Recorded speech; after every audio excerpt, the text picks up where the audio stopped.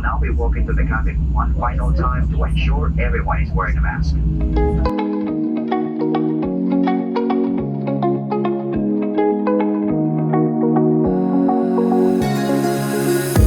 So we just said goodbye to our boy, and we are starting our 2-day journey to Puerto Vallarta. In desert heat for the next 2 hours in a black car. But, you know. So hot. It's really hot. But we're heading up to Phoenix, say goodbye to my mom. And then leave at 5 in the morning on Sunday, which means we have to be up at 3. It's the only one that worked for what we needed. Which was, we just wanted to fly on as empty a plane as possible. Right.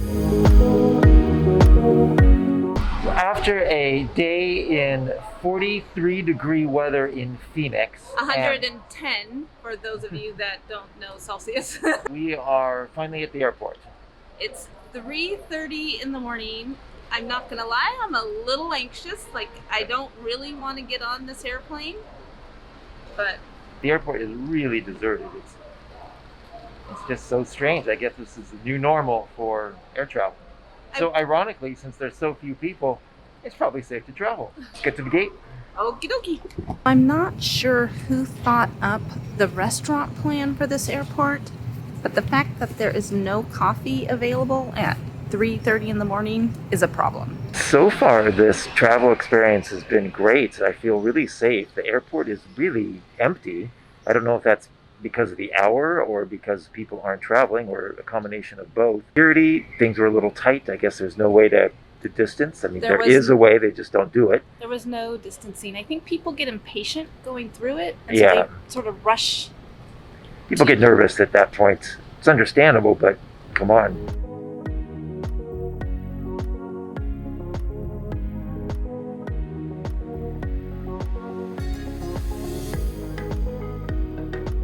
We have arrived in Dallas, and they have just asked us to stay seated so the row in front of you has deplaned to try to help maintain social distancing during the deplaning process. I don't know how that's gonna go, but we'll see. Welcome to Dallas. They did it. Everybody stayed in their seats, and we went row by row. So the flight was really smooth. I slept through the whole thing. The entire thing. It wasn't as smooth as he would like to think it was, however. Apparently there was some drama with the masks that I happily missed. So there's this guy in first row of economy, and he didn't feel good wearing his mask. But at the end of the day, the flight attendant said, put it on, you can't fly anymore. And it looks like, I think they're reporting him because he just wouldn't do it. And he was wearing it one time when I tried to point him out to the way, so maybe he got the message. I don't know. Again, shocked at how empty Dallas is. This airport is always so busy, and it's pretty easy to maintain social distance right now. We're off in our little corner. If air travel starts to pick up, there's no way that you're going to be able to social distance in an airport. There's just not enough space.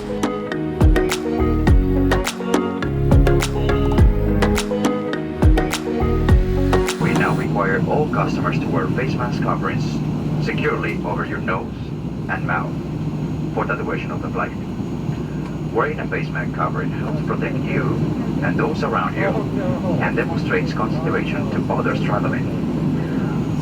While it is acceptable to remove face coverings when eating or drinking, you must wear your face covering at all other times during our flight. If you are unwilling to follow this requirement, you may not be allowed to fly with us in the future. We will now be walking to the cabin one final time to ensure everyone is wearing a mask.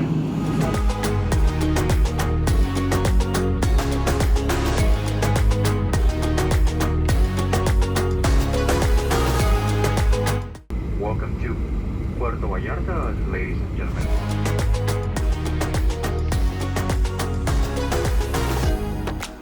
We made it. We are on our patio. We have a beer. We have chips and salsa and the ocean view behind us.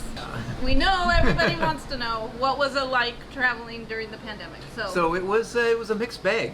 I thought, it started with an Uber, and as you probably know, Uber requires a mask, and that was fine. And then the airport was deserted. Whether that was because so few people are traveling or because it was 3 in the morning when we arrived there, probably a combination of both. But Well, Dallas was pretty empty too, so yeah, and that was what, closer to 10 o'clock in the yeah. morning. And I actually felt really safe in the airports because there were so few people. I'm really glad we upgraded to first class. I felt like having our space was really important. The mask drama guy, which he didn't want to wear the mask. He said he wasn't feeling well. If he wasn't feeling well, he shouldn't have been on the plane. Airline, I guess, is going to ban him from flying.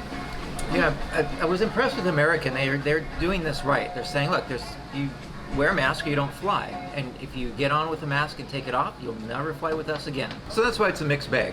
So even walking through the airports, I would say, 90% of the people were wearing a mask. But even more. Correctly. Let's say wearing a mask correctly. Because a lot of people were wearing masks, but they were like, I don't understand. Right. Put it over your friggin' nose. That's what it's for.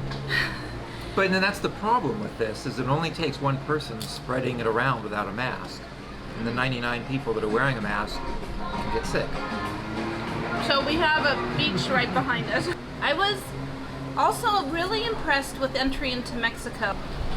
Before we left, we had to fill out a contact tracing form for Mexico. Right, so before we left the U.S. for Mexico. And we had to fill out another one when we got here. They are fully prepared to do contact tracing. We've been here for 3 hours and have had our temperature taken probably 5 to 6 times. Yeah, we took it at the airports, and every place you go into, you must wear a mask. You can't get in. They give you hand sanitizer.